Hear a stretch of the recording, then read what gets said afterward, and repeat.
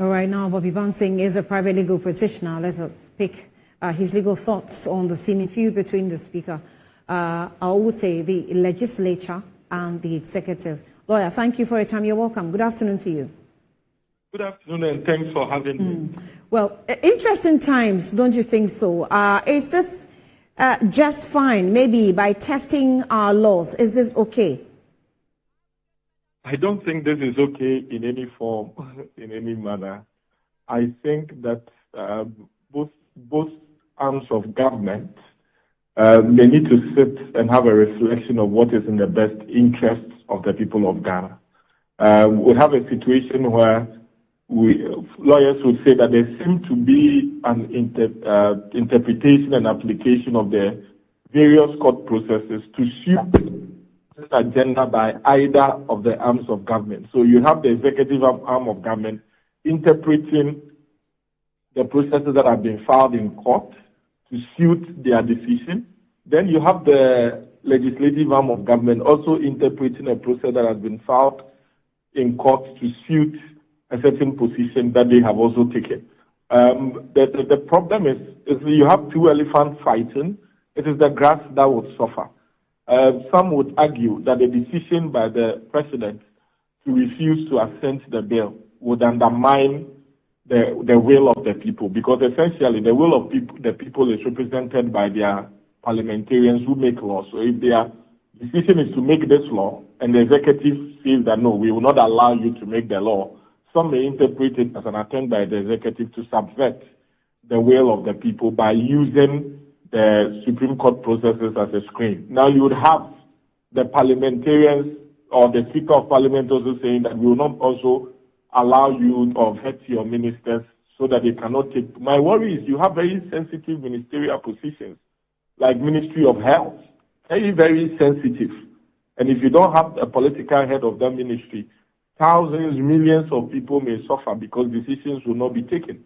And so I think that this is where perhaps the Council of State, they step in, or the CSOs that we have, will have to have cool heads prevail, and then we would reach a compromise. At the end of the day, the Supreme Court will not be influenced by whatever decision or interpretation that either arm of government has taken based on the processes. They will look at it, devoid of all the political machinations or the emotional speeches. They'll look at the facts, the evidence, and the law as they see it.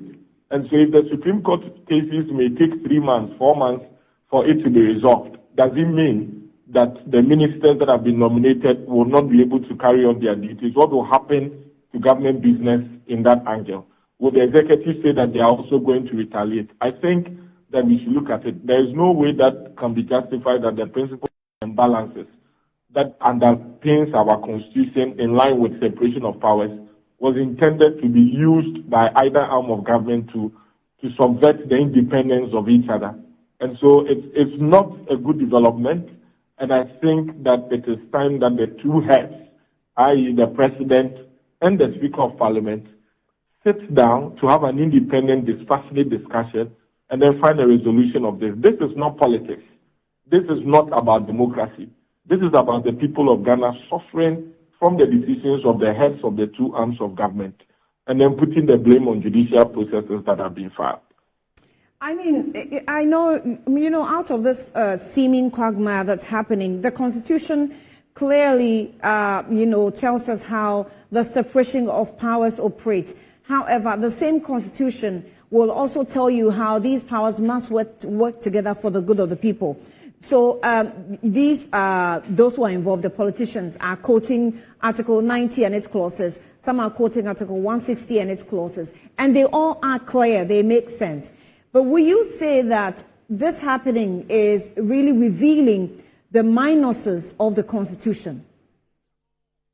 Well, I do not think that the Constitution, as it stands in this context, could be blamed. Maybe the wording of those provisions. I think that it's an issue of the people that have been vested with the authority to undertake certain constitutional mandates, deciding to interpret it to suit their either political whims or egos, or I don't know how to call it. Because if we start raising issues of is it a matter of constitutional interpretation? Then it would be, okay, somebody should go to court and seek clear interpretation of this. That would also mean that we are going to delay the process further. So I think that clear heads should prevail. It will not be the first time that we would have differences in opinion between the executive arm of government or the legislative arm of government. But then at the end of the day, they know that they are there for the interest of the people of Ghana, and then they should be able to reach a compromise, because this will not benefit either of them. And it will not be to say it is MPP that is losing or it is NDC that is losing. It's the people of Ghana. The Constitution is read. The Constitution is made for us. We are not made for the Constitution. And so they can decide to sit and have a fair compromise on this, not taking extreme positions. Because I'm particularly worried with a ministry like the Ministry of Health. If you allow me, the bill was unanimously passed by Parliament. And so the position taken by the executive is neither against the majority or the minority, even though the current injunction was filed by a member of the minority. So you would say that at some point they come to a consensus. But when it is obvious that the executive is seemingly imposing on the legislature, then that is going to be a problem. It would not be that easy to say they have to sit and come together, as you say. You know, on the face of it, it's as if that the bill was actually unanimously passed. But you recall that there were several issues raised by certain members of the majority.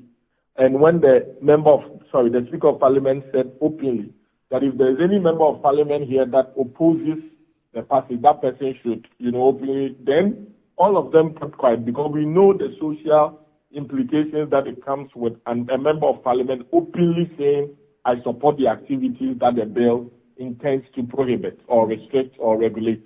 And so on the face of it, it seems that it's a decision of unanimous decision. But we all know the political undertones. Now, I made that comment in reference to the press release by the majority leader